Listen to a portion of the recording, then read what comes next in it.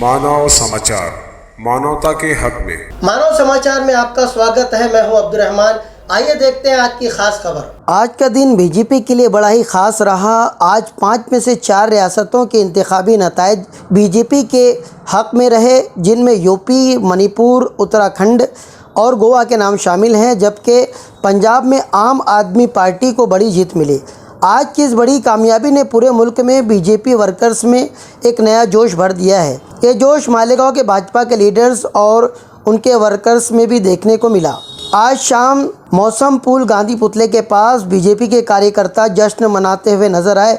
BJP के जिम्मेदारान में सुनील आभा, गायकवाड़, मदन बापू हीरे, अपूर्व हीरे एक दूसरे को मुबारकबाद देते हुए और पेड़े खिलाते हुए नजर आए। वहीं पटाखों और बाजे गाजे के शोर में जश्न जारी रहा।